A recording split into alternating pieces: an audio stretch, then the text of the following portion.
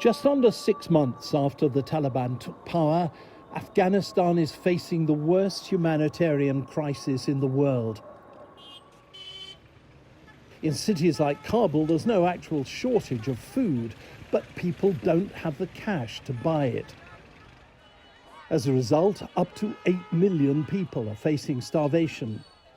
The economy has simply collapsed. The West has frozen Afghanistan's financial assets, nearly $10 billion worth.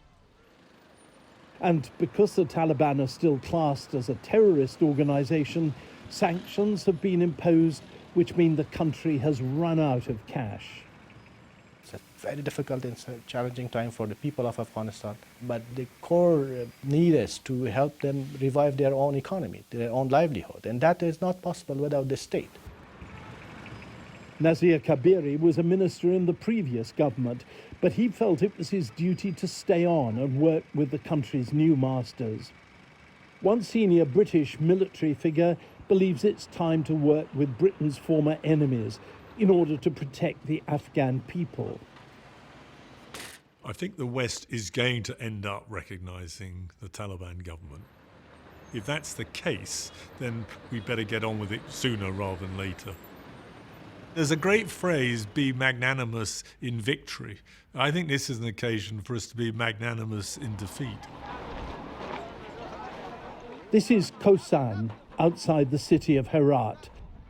On top of everything else, over the past 4 years, Afghanistan has suffered from a devastating drought.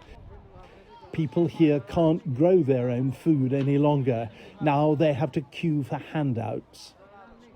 I feel terrible for my people. It's so sad to see how dependent people are and how desperate people are.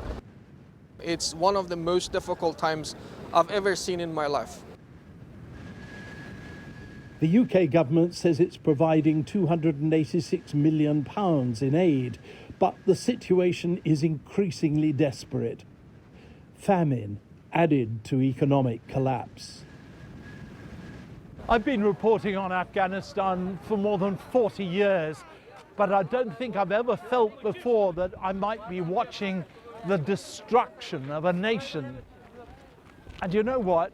These people have been through so much in the past decades, and they simply don't deserve it. John Simpson, BBC News, Khosan, Afghanistan.